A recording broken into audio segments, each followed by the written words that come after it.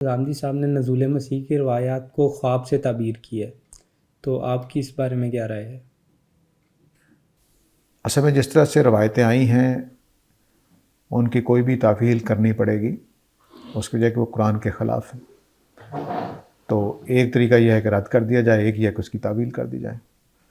تو استاد گرامی نے اس کی تعویل کر دی ہے، تو یہ رد کرنے سے بہتر لگتا ہے، لیکن یہ کہ بہرحال رد بھی کی جا سکتی ہیں کیونکہ قرآن کے خلاف ہے۔ ان کے فالوورز دجال کو قتل کریں گے، اس کا کیا مطلب ہے؟ ان روایات میں یہ بات بیان ہوئی۔ وہ خود قتل کریں گے کہ فالوورز کریں گے؟ زیادہ روایتوں میں یہ ہے کہ وہ خود قتل کریں گے، بلکہ آپ کو دیکھ کر وہ پگھلنے لگ جائے گا دجال جو ہے۔ تو وہ ٹھیک ہے، اگر وہ واقعات ہونے ہیں تو پھر ہو جانے ہیں، اور یہ سب چیزیں خواب میں بھی ہو سکتی ہیں۔ اصل میں خوابوں کے بارے میں یاد رکھیے کہ قرآن مجید سے جیسے معلوم ہوتا ہے، فرعون کا خواب، حضرت یوسف کا خواب قرآن میں بیان ہوئے ہیں تفصیل کے ساتھ، تو اس سے یہ لگتا ہے کہ خواب جو ہیں وہ جو کچھ دکھا رہے ہوتے ہیں اس کے لیے وہ اصل بات نہیں ہوتی، اس کا کچھ معنی اور ہوتے ہیں۔ مثلا 7 موٹی گائیوں کو 7 پتلی گائیاں کھا رہی ہیں، یہ دیکھنے والا منظر تو صرف اتنا ہی نا کہ 7 موٹی تازی گائیاں ہیں اور 7 سرسبز بالیاں ہیں، ان کو 7 ایسی گائے کھا رہی ہیں جو کمزور ہیں اور سوکھی ہیں، اور بالیاں سوکھی ہیں اس میں۔ تو یہ تمثیل ہو گئی، اصل واقعہ یہ نہیں تھا۔ اصل واقعہ تو یہ تھا کہ 7 سال قحط ہوگا، 7 سال سازگاری کے ہوں گے، اس میں آپ فصلیں بولیں، سارا غلہ محفوظ کر لیں، اور پھر 7 سال جو کمزوری کے سال ہیں وہ ان موٹی گائیوں کو کھائیں گے، ٹھیک ہے۔ تو خواب یہ تھا، تو معنی کیا تھے؟ دوسرے تھے۔ ایسے ہی چاند، سورج، تارے حضرت یوسف کو سجدہ کر رہے ہیں، حقیقت میں کیا تھا؟ ماں باپ اور بھائی سجدہ کر رہے تھے۔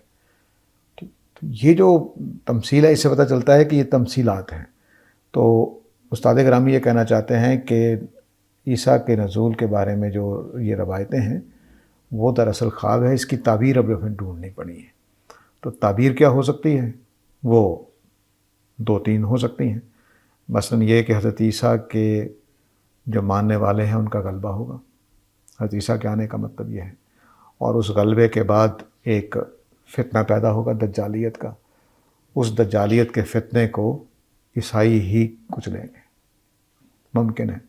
اور اس وقت اگر آپ ایتھیزم کے اوپر جو کام ہو رہا ہے اس میں عیسائیوں کا کام ہم مسلمانوں کے مقابلے میں زیادہ بہتر ہے جواب دینے کے اعتبار سے دیکھیں، کیونکہ جہاں سے ایتھیزم پیدا ہوا ہے وہی صحیح جواب دے سکتے ہیں۔ ہمارے ہاں تو ایتھیزم پیدا نہیں ہوا، ہم نے تو چرایا ہے، صرف چربا ہے ہمارے پاس، تو ہمارے پاس اس لیے جواب بھی اس کا اس طرح سے موجود نہیں ہے۔ تو ایک خواب کی تعبیر یہ ہو سکتی ہے۔ دوسری خواب کی تعبیر یہ ہو سکتی ہے کہ حضرت عیسیٰ کے آنے کا مطلب عیسائیوں کا غلبہ نہیں ہے، بلکہ ایک جھوٹا مسیح آئے گا، جیسے دجال بھی کہا گیا، المسیح الدجال کہا گیا۔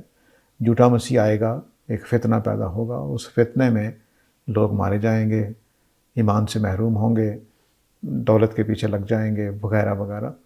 تو وہ فتنہ اس اعتبار سے دیکھیں تب بھی یہ خواب پورا ہو رہا ہے۔ اس وقت دجالی تہذیب بھی ہے، دجالی فتنہ بھی ہے، تو اس لیے ایک اعتبار سے یہ تعبیر ایک اہم تعبیر ہے، ایک نئی بات ہے۔ اس کے اعتبار سے ان حدیثوں پہ غور کرنا چاہیے کہ یہ خواب ہیں تو ان کی تعبیر کچھ ہونی ہے، لیکن بہرحال یہ ہیں قرآن کے خلاف۔ قرآن کے خلاف ہونے کی وجہ سے وہ تعویل پہ مجبور ہوئے، ان کی میزان میں تو اس کا انکار کیا گیا کہ وہ نہیں آئیں گے، لیکن ان روایتوں کا اب کیا کرنا ہے؟ روایتوں کو انہوں نے کہا کہ اس کو خواب سمجھ لیں۔